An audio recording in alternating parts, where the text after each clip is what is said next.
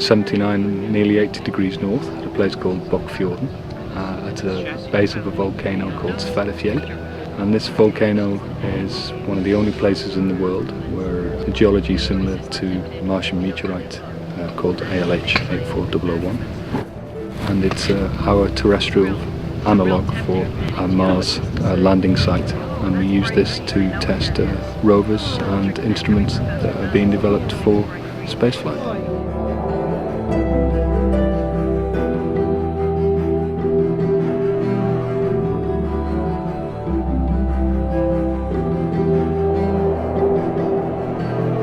These rocks are very much like Mars meteorites, so that was kind of the attraction to come here in the first place.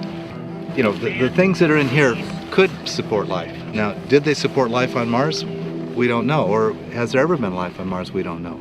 But in my mind, the only possible energy source for organisms on early Mars or even present-day Mars is chemosynthetic. That is, they're using energy from rocks. Because there's no other way to live. You either have to eat other organisms or you have to use photosynthesis. There's no other source. So the only possible source for early life on Mars or Earth would be chemosynthetic.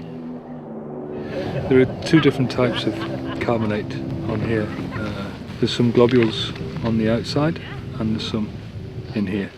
The ones in here were trapped gases that formed these kind of pockets in the lava itself.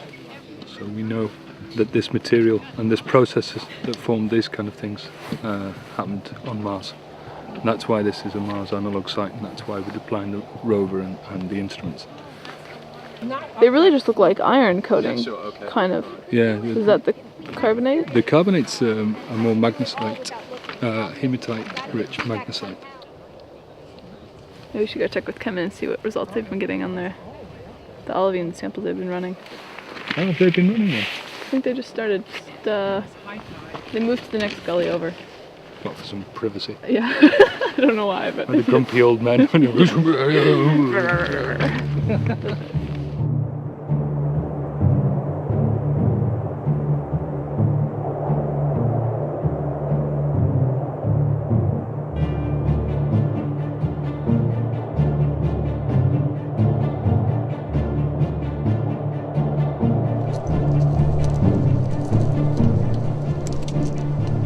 There is a record here of ancient life in both chemical terms as well as structural terms.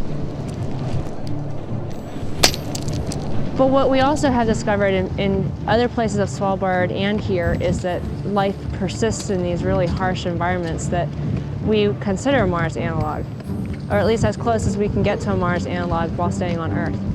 And so what we're trying to understand is how can we detect life in these rocks, meaning both the modern and the ancient, and can we distinguish the two?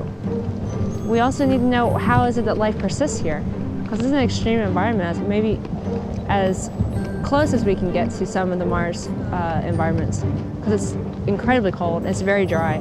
So we want to be able to figure out how are we going to detect this life?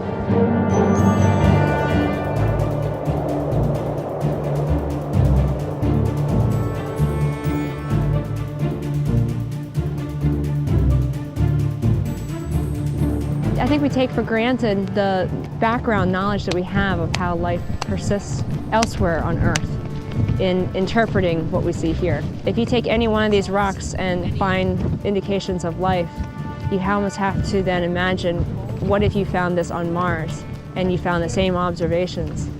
Is that really an indication of life? How much confidence do you have in that? The whole process of going through this forces us to go back to first principles of science and how we interpret those observations. And it's very difficult to do, and you only are forced to do it when you force yourself to do it.